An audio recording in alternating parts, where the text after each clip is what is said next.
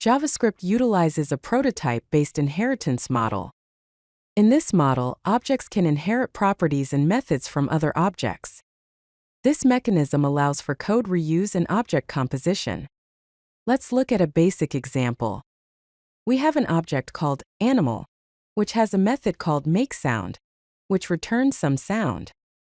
Then we have a dog object that has a method called bark, which returns woof. Let's delve into creating a prototype chain. Here we have an animal object with an eat method that returns eating. We also have a dog object with a bark method that returns woof. Now using Object.setPrototype we set the prototype of dog to animal. This means the dog object now inherits from the animal object. As a result, the dog object can now call both eat, which will output eating, and the bark method, which will output woof. The diagram shows that the dog object's prototype points to the animal object, and the animal object's prototype points to Object.prototype. This is the basics of a prototype chain. Every JavaScript object possesses an internal property called prototype, which can be accessed via __proto__, or using the method Object.getPrototype. While __proto_ is widely supported, it's recommended to use Object.getPrototype as it is the standard way to access an object's prototype. All objects in JavaScript by default inherit from Object.prototype. So, for example, if we create an object called person, we can use the toString method on it, even if we did not define it because it is inherited from Object.prototype. Let's clarify the key differences between prototype and The prototype is a property of constructor functions. It determines what will become the __proto_ for instances created using that constructor. On the other hand, __ is an internal property of object instances. It points to the object's prototype. So, prototype is used for defining inheritance, while __proto_ is used for accessing it. In the example, we have a constructor function called animal. We are adding a makeSound method to the animal.prototype. Then we are creating an instance called dog using the animal constructor. In this case, the dog __proto_ is the same as animal.prototype, and the Object.getPrototype of dog is also the same as animal.prototype. Let us look at the fundamentals of inheritance in JavaScript. Here we have a parent class defined as a constructor function called animal. This animal constructor has a property called name. We are also adding an eat method to the animal.prototype, which returns a string using the name property. Now we create a child class using a constructor function called dog. The dog constructor calls the animal constructor to inherit its properties, and it also has an additional breed property.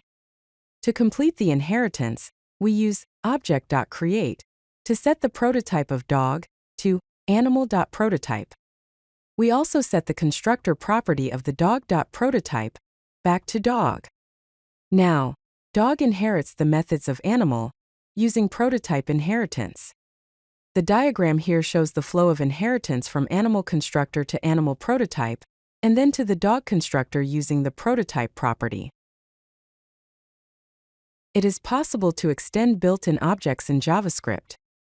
Here we are extending the array.prototype by adding a sum method that will return the sum of all the elements of the array.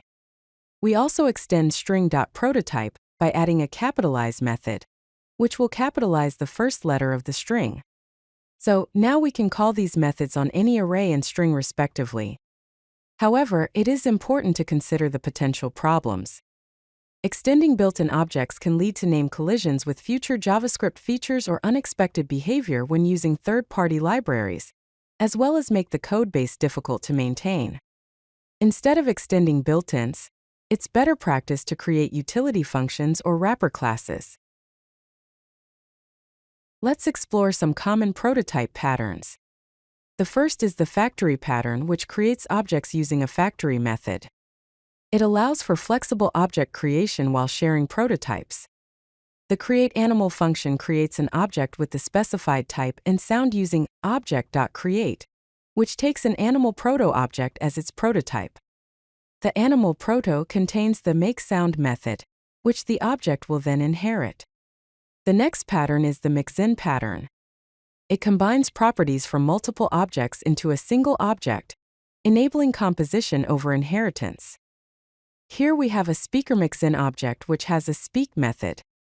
The extend function takes a target and a source, and then uses Object.assign to copy all the properties of source into target's prototype. Let's consider the performance implications of using prototypes. When accessing properties of an object through a prototype chain, the lookup time increases with the length of the chain. Each step adds a small overhead, about 25 nanoseconds. Using shared methods through prototypes leads to less memory usage. For example, 100,000 instances with shared methods can save about 60% in memory usage.